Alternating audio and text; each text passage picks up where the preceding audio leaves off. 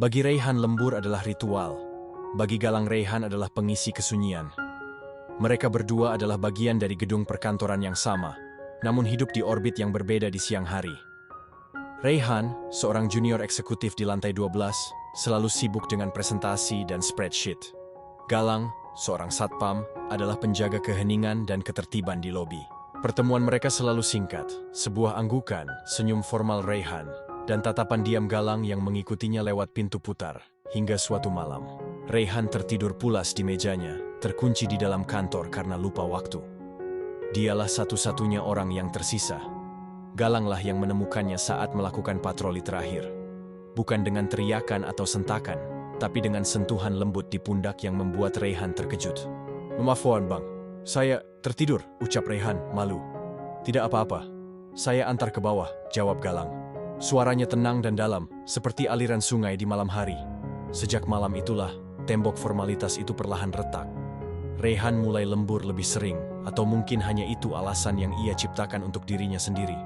Dia mulai berani menyapa, menawarkan kopi atau makanan ringan yang ia bawa.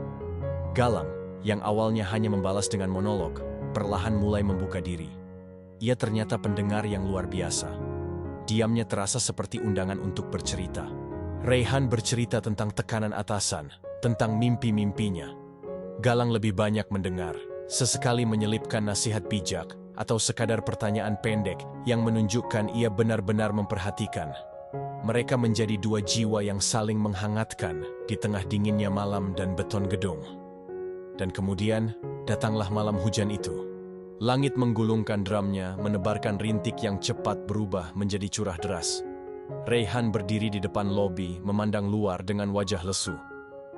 "Payungku cuma satu, nggak bakal cukup lawan hujan segila ini," keluhnya sambil mendesah. Galang mendekat. Langkahnya pasti. Tubuhnya yang tegap dan besar tiba-tiba membuat Rayhan merasa sangat kecil dan terlindungi. "Saya antar ke halte taksi," ujarnya. Bukan sebuah tawaran, tapi sebuah pernyataan. Sebelum Rayhan sempat membalas, Galang sudah membuka jaket satpamnya yang berwarna hitam. "Masuk, kehujanan nanti."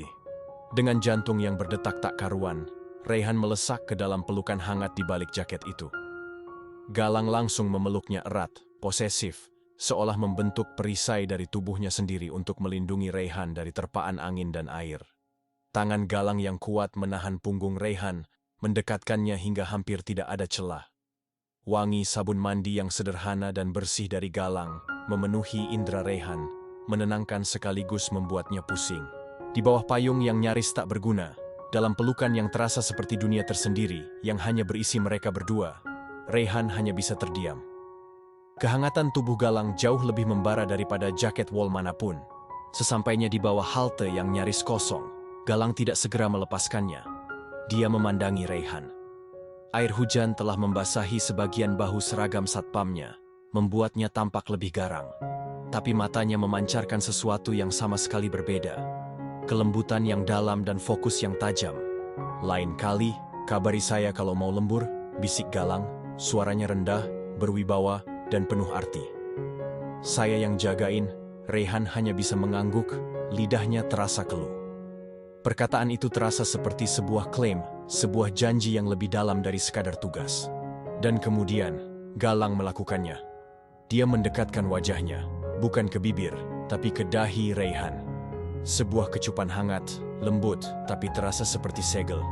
Sebuah cap yang menyatakan perlindungan dan sebuah permulaan. "Pulang dengan selamat," ucap Galang, sebelum akhirnya berbalik dan menghilang kembali dalam tabir hujan yang pekat. Ditinggalkan sendirian, Rayhan berdiri terpaku. Dihnya masih terasa hangat oleh bekas bibir Galang. Jantungnya berdebar kencang dan untuk pertama kalinya, ia menyadari bahwa kehangatan yang ia cari selama ini mungkin bukan dari kenaikan gaji atau promosi, tapi dari pelukan posesif seorang penjaga malam.